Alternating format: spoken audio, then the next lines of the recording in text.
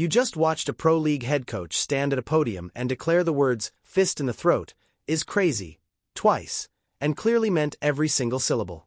That wasn't some rehearsed media statement or a carefully polished press release from a PR firm. That was a person who had completely run out of patience, out of diplomatic phrasing, and out of ways to act like what she witnessed happen to her player was anything other than what it looked like, and what it looked like was ugly. What is going on, everyone? Welcome back to Street Hoops. I am your host, Dre Fiver, and if you are new here, let me tell you right now, we do not sugarcoat things, we do not smooth over the rough edges, and we do not shy away from the truth for anyone.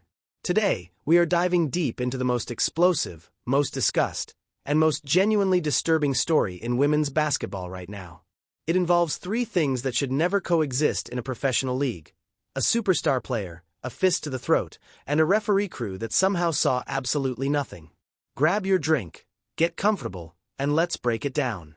Let me lay out the scene correctly because context is everything in a situation like this, and I refuse to cut corners on the facts. We are talking about June 24, 2026, in Indianapolis, Indiana, at Gainbridge Fieldhouse. The Indiana Fever were hosting the Phoenix Mercury in what was already a high-tension, emotionally charged matchup before the opening tip. The reason that tension was already boiling over before the first play is because these two teams had faced each other just 2 nights earlier on Monday, and that game was a total brawl. We are talking about 6 technical fouls. 5 different players were handed technicals, including Caitlin Clark, Alyssa Thomas, and DeWanna Bonner, who, if you don't know the history, left the Indiana Fever under very controversial circumstances last season and is now playing for Phoenix. An Indiana Fever forward named Myisha Hines-Allen was ejected after picking up her second technical. Clark and Bonner got tangled near the free throw line and exchanged some words. The atmosphere in that arena on Monday was hostile, and the Indiana Fever won that game by 9 points, 86-77. So, when Wednesday night arrived and Phoenix returned to Gainbridge Fieldhouse, there was no clean slate. There was no fresh start. There was a pot that had been simmering for 48 hours and was ready to boil over. The Fever victory on Monday had already poured gas on whatever bad blood existed between these rosters. Losing by 9 when you had already been in a physical, technical-heavy battle 2 days prior does not calm things down. It makes them hotter. It adds a layer of pride to everything. You have to understand that Alyssa Thomas is not a passive player on her best day. She is physical. She is aggressive. She is a competitor in the most literal sense of the word, and she has a history of getting into the mix when games turn intense. None of that is a criticism. That is just who she is as a player. But what occurred on Wednesday night crossed a line that even the most physical basketball cannot justify, and the events of the next 24 hours would prove exactly that. Now, let's look at the actual incident, because I need you to see it just as I do. With 6 minutes and 52 seconds remaining in the second quarter, there is a scramble for a loose ball. Caitlin Clark ends up on the floor. And Alyssa Thomas, in a sequence that millions have now watched on social media, comes down and drives a knee directly into Clark's groin, follows that up with a fist shoved into her throat area, and then, this is the part that has people completely losing their minds, uses Clark's body as leverage to push herself back up off the floor. All 215 pounds of Alyssa Thomas pressing down on Caitlin Clark's frame to get herself upright. Now, I want you to consider the sequence one piece at a time. A knee to the groin, a fist to the throat, and your full body weight used as a step. Any one of those 3 things happening to any player on any court in any professional league worldwide should result in an immediate whistle, a flagrant foul, an ejection discussion, and replays on every screen in the arena. Instead, the referees working at Gainbridge Fieldhouse on the night of June 24, 2026, looked at all 3 of those things happening one after another to the most watched player in their league and called absolutely nothing. Play on, they signaled. I'm going to be honest with you. I've watched a massive amount of basketball in my life, and I have seen some bizarre non-calls. But watching that sequence unfold in real time and then seeing the officials wave it off like it was nothing, that broke something in my brain. That genuinely made me question what game I was even watching. And here is the part that makes it even worse. That was not the only incident. There was a second play in that same game later in the second quarter where Phoenix Mercury forward Valeria Nayayi had a reckless closeout on Clark, got underneath her while she was taking a three-pointer, and Clark landed awkwardly. The officials went to the monitor. They actually reviewed it, and they chose, after watching it on replay with all the time in the world, without the pressure of a split-second decision, not to upgrade it to a flagrant foul. Clark was grabbing at her back after the play but stayed in the game at that point. The back injury that would eventually send her to the locker room for good came later. But the fact that referees reviewed a play on a screen, saw a dangerous closeout on an injured superstar, and still downgraded it is a failure of the officiating system at several levels at once. And let me not skip the first quarter detail, because this is something that deserves to be in the conversation. In the first quarter of the same game, Alyssa Thomas drew an offensive foul call against Caitlin Clark, called for an illegal moving screen while running through Clark. So, let's build the picture of Alyssa Thomas's night from start to finish. First quarter, she draws a foul on Clark. Second quarter, she puts a knee in her groin, a fist in her throat, and steps on her using her body as leverage with zero call from the refs. That is a pattern within one single game. That is a player who, in my view, made a choice before that tip-off about how she was going to handle Caitlin Clark that night. Now, I cannot prove intent. Nobody can get inside someone else's mind. But I can look at a pattern of behavior within a single 40-minute game and tell you what it looks like from the outside. And from the outside, it looks deliberate. It looks targeted. It looks like a plan. Now let me talk about Stephanie White, because she deserves a lot of credit for what she did after that game. Coaches in pro sports spend years learning how to be careful at podiums. They go through media training. They learn to say things like, "We need to watch the tape," and "I thought both teams played hard tonight." They are coached to be vague, to be measured, to not give the other team any bulletin board material, and to not say anything that can be taken out of context and used against them. Stephanie White threw all of that out the window in her post-game press conference, and I have huge respect for it. She stood at that podium and stated that her team has a generational talent, a must-watch superstar, who took 2 cheap shots that went uncalled. She said it was completely egregious and totally disrespectful. She pointed out that she brought the fist-to-the-throat situation to the officials' attention at halftime. She told the referees directly at the break what had happened to her player. And then in the second half, Indiana was called for 11 fouls to Phoenix's 2. And Phoenix shot 24 free throws in the second half alone. Let that sink in for a minute.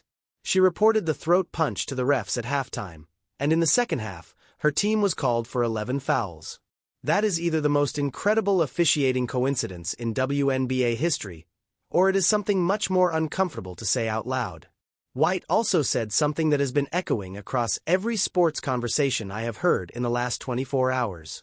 She said that Caitlin Clark is not officiated the same way as everyone else. That is the head coach of the Indiana Fever, at an official post-game press conference, on the record, telling the world that her star player is being consistently mistreated by the officiating that is supposed to govern the same game for everyone equally. That is an extraordinary claim.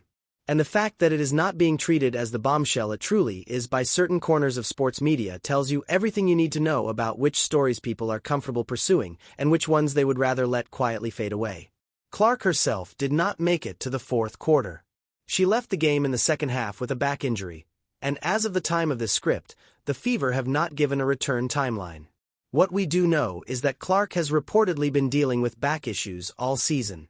It has been a recurring problem. And now she has left a game after a sequence of physical contact that included someone driving their full body weight down onto her frame. Whether or not that specific incident directly caused or worsened the back injury is something the medical team will have to determine.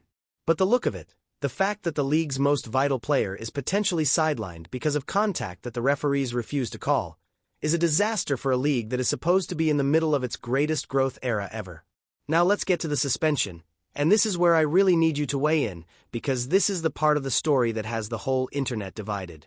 The day after the game, on June 25, 2026, the WNBA released an official statement through league communications.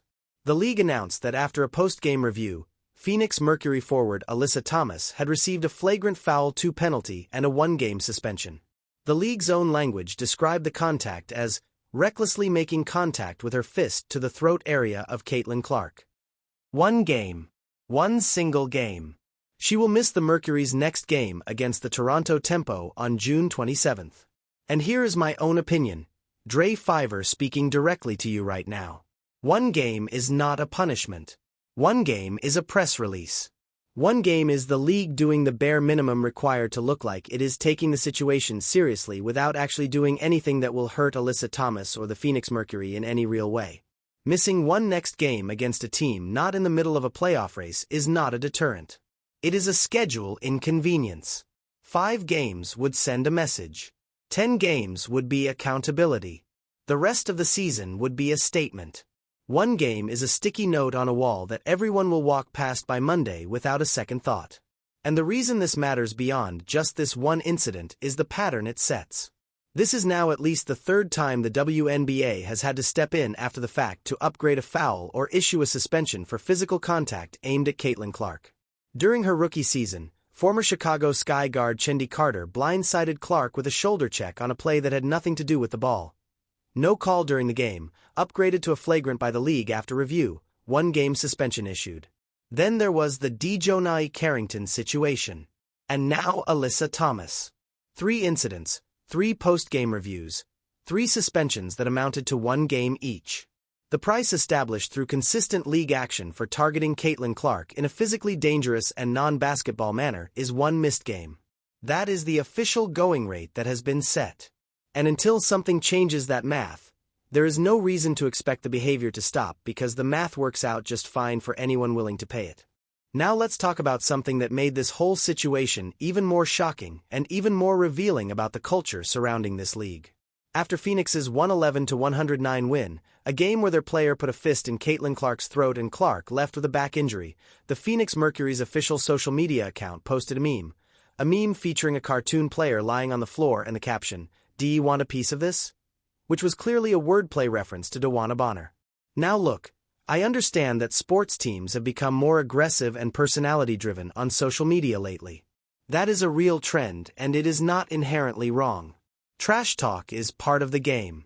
Celebrating a win is part of the game. But there is a line. There is always a line. And the line, the very obvious, very clear, unmissable line is that you do not post mocking content about a player who just left your arena with an injury sustained during a game where your player put her fist into that player's throat. That line was crossed so completely that the Mercury apparently realized it themselves because the post was taken down. But deleted does not mean gone. The internet does not forget. Screenshots spread across social media within minutes, and the backlash was immediate, widespread, and entirely earned. Fans called it a disgrace to the organization. Sports commentators called it tone-deaf. And in my opinion, it represents an organizational failure from the top down because someone in that franchise, a person with access to the official team account, looked at that post before hitting publish and thought it was a good idea. That is a culture problem. That is bigger than one player or one game. Let's get into the media reaction, because this is where the story takes on a life that goes way beyond basketball. When something happens in the WNBA and it pulls in voices from Stephen A. Smith, Boomer Esiason, and morning sports radio at the same time, you are no longer talking about a league story. You are talking about a cultural moment. Stephen A. Smith weighed in and delivered the kind of commentary that only he can. Direct, pointed, and economically framed. He acknowledged the real progress the league has made. He talked about the landmark collective bargaining agreement the league recently negotiated.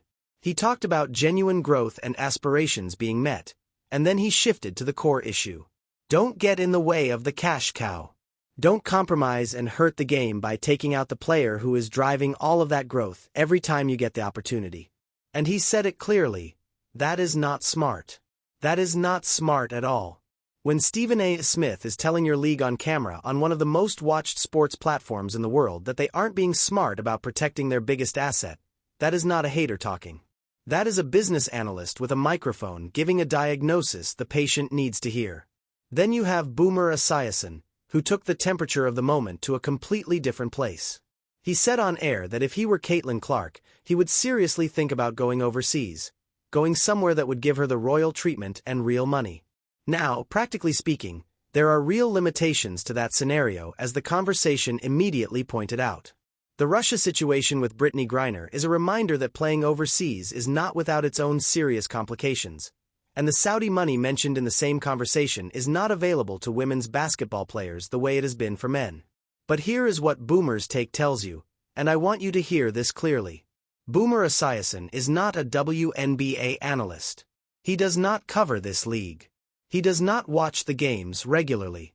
He is a mainstream sports voice who walked into that studio, absorbed the information about what happened, and his immediate reaction, his gut response, was that the situation has gotten bad enough that the most important player in the league should think about leaving. That is how this story reads to the casual observer, not the diehard fan, not the media insider, but the casual sports fan who picked up their phone and saw the clip. Their takeaway is that the situation is serious enough to make leaving a reasonable option. That is a public relations catastrophe for a league that is supposed to be riding a wave of unprecedented momentum. And there is another voice in this conversation, a voice representing the fan-on-the-street perspective that put the whole thing in the starkest possible terms. The argument was made clearly and simply.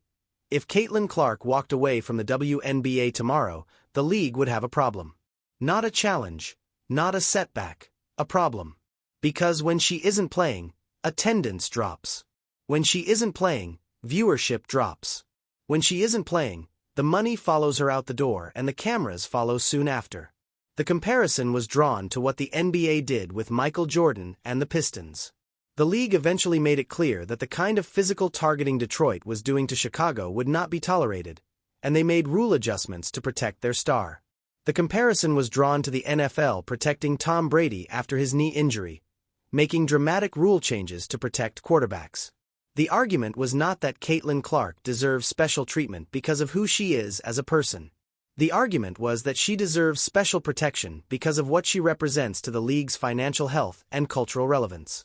And that is how every major sport has historically treated its generational talents. You protect the GOAT. You protect the franchise. You protect the thing that makes the whole machine run. The WNBA keeps failing to do that, and the clock on how long they can keep failing before it costs them something real is ticking. Now I want to address the elephant in the room, because I would be doing you a disservice if I didn't. This story, like nearly every story involving Caitlin Clark, has been pulled into a much larger conversation about race, about identity, about who belongs in.